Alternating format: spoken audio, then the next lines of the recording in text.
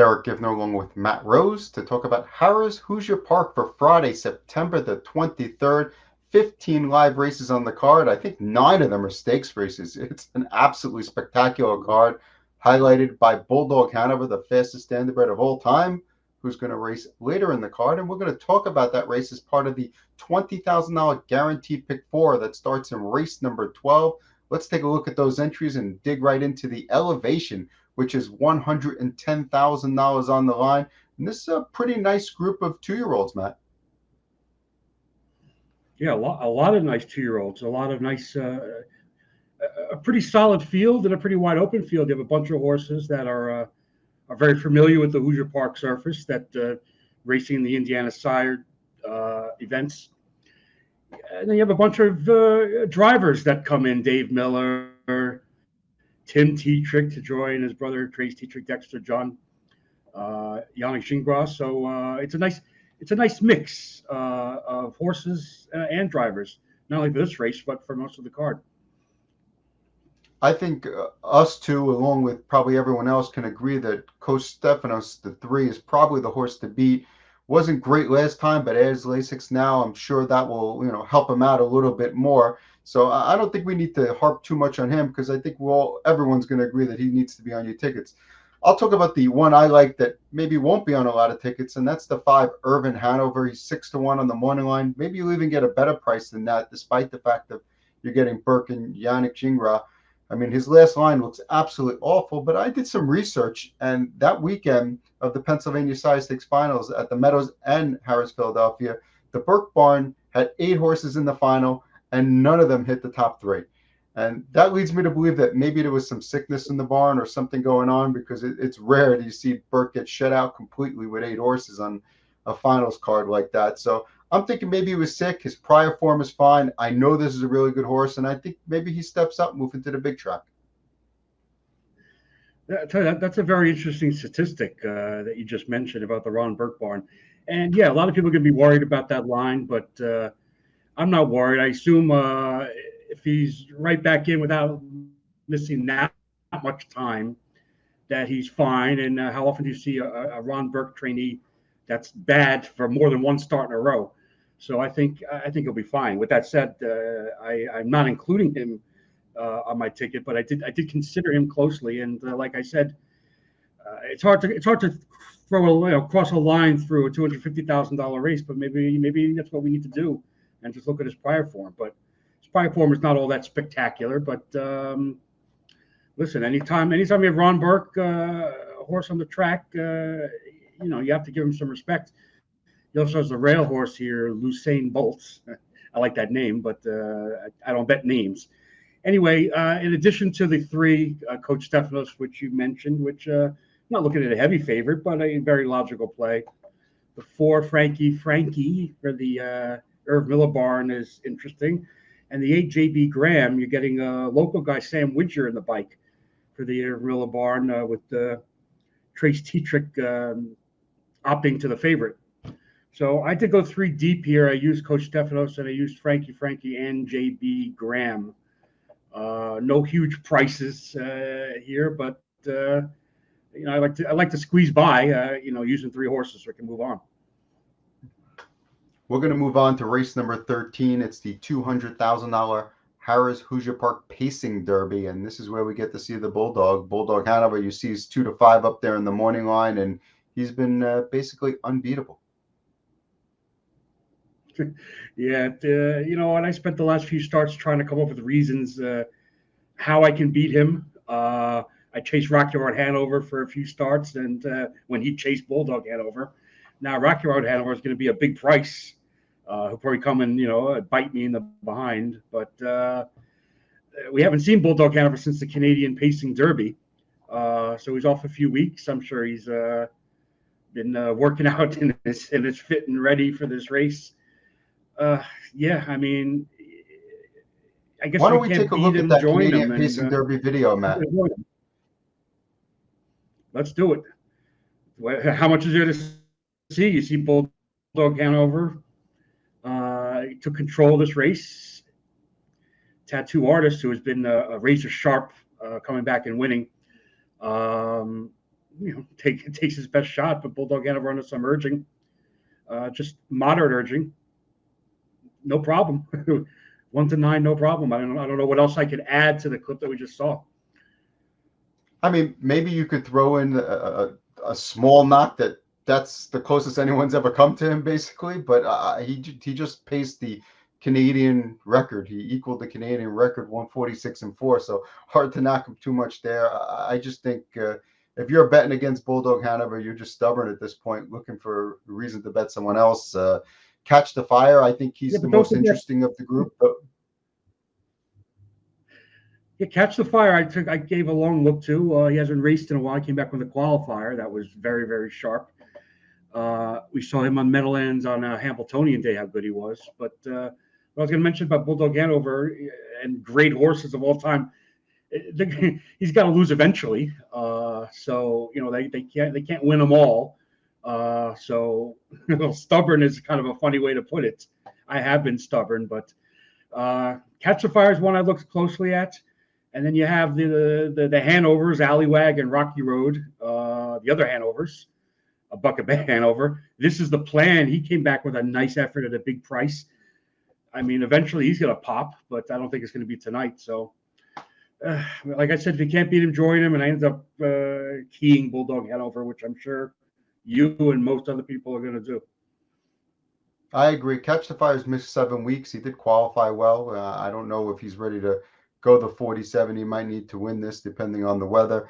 Allywag Hanover, I was really disappointed in the Europe Memorial performance. Yeah, it was asked to do a little bit of work, and he just, I don't know, he just wasn't that good. I like Desperate Man a little bit to maybe get in the number. He's 20-1. He can grind with the best of them, and I think he's got an outside shot to get involved. We're going to move on to race number 14. That is the $220,000 Caesar Trotting Classic.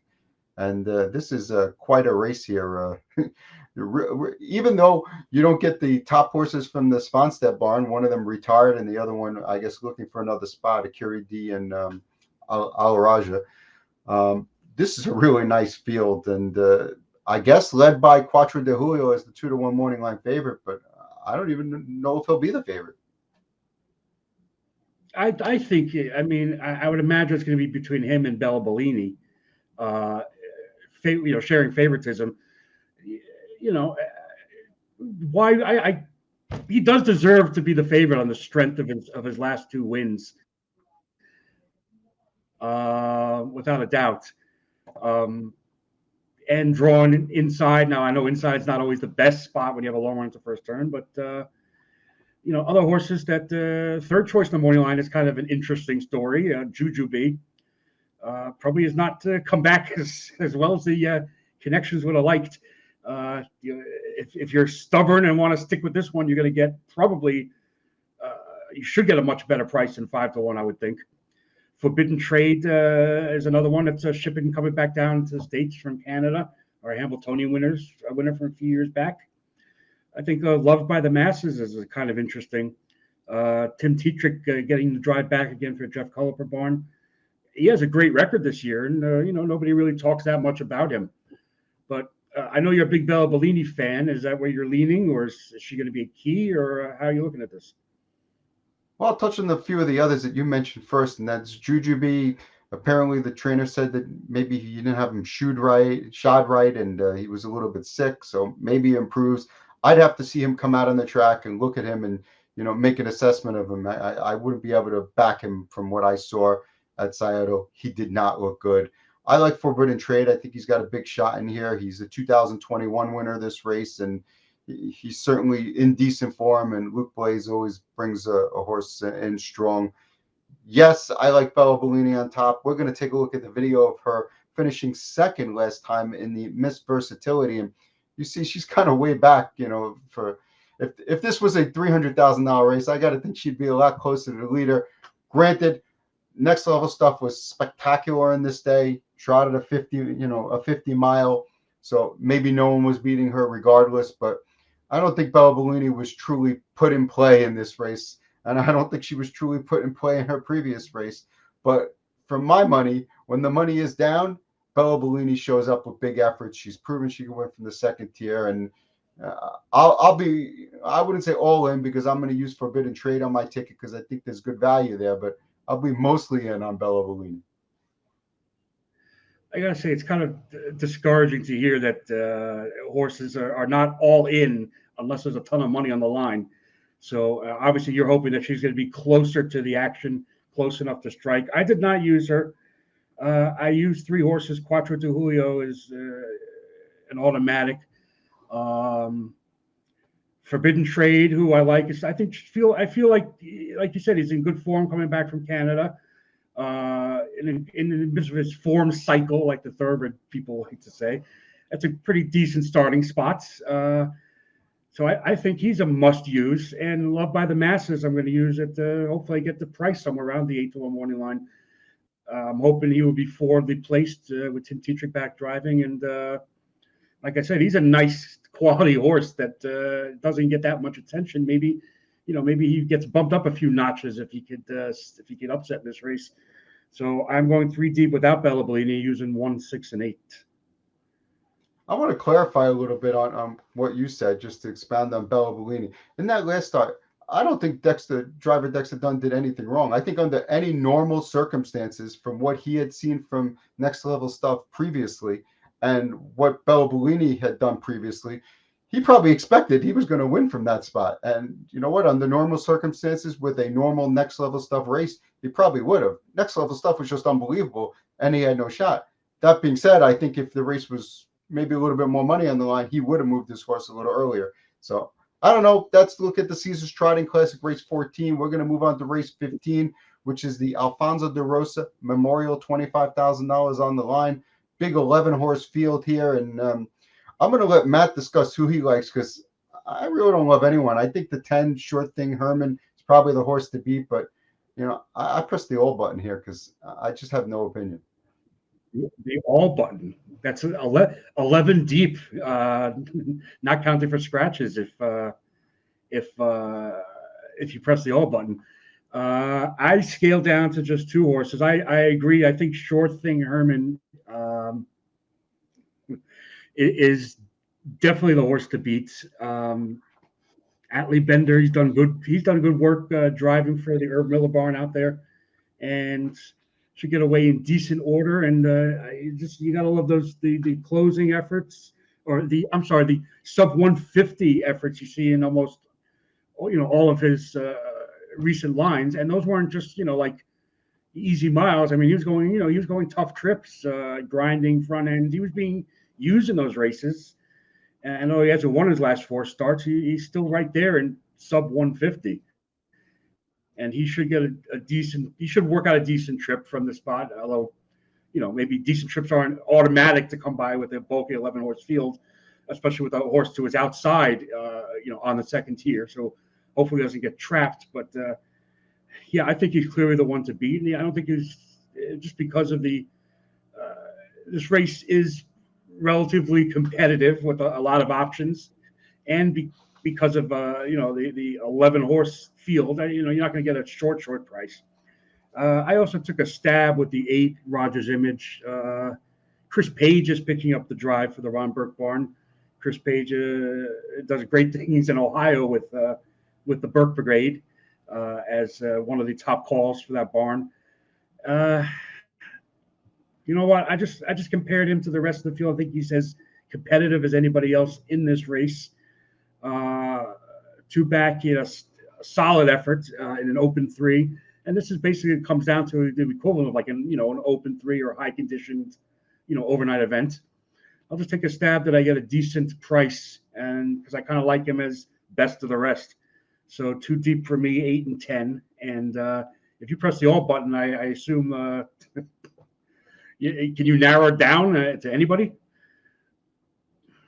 I could. I mean, I thought about taking out 1 or 2 horses, but then I'm like, it's $2 a horse. It really wasn't costing me very much to put them up there. You can see my tickets there. He and Bulldog Hanover, going with Bella Bellini and Forbidden Trade and race 14, all button in the end, $22. Maybe I'll come back and bet a $2 ticket using the 10 for a second time, just so I have it again if the favorite happens to win. I still think no matter what sequence comes in, even if the 10 wins the last one and Bulldog wins, and even if it's a favorite sequence, I'm not going to lose any money on this ticket. I'm just not going to make any. And if a long shot wins race 15, then I can make some money. And the way to make some money would be play the ticket on DRF bets. If you bet 50, you get back 10. So that's a pretty good deal. You can make a quick $10, 20% rebate there. Yeah, who's not going to handle $50 on the card? If they're playing, that's a pretty quick. Like you said, it's basically a free $10. If you're playing even a couple races on the card, nothing wrong with free money. And that $10 would cover my ticket, and you have $1 left over for coffee. $9 tickets, 3 deep, 348. Then King Bulldog Hanover, and then mention the 3 horses. Led by probably favorite Quattro di Julio. And then in your all race, I narrowed down to 2, the 8 and the 10. So only $9. Could be worse. I'm thinking you must live in the 1980s where you can get a cup of coffee for $1. A small coffee, a senior citizen cup. I don't know. Well, 15 races on the card at Hoosier.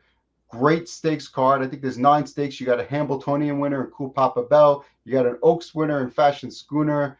You got Bulldog Hanover, fastest standardbred in history. There's tons of action. You can watch the entire card. DRF.com/harness.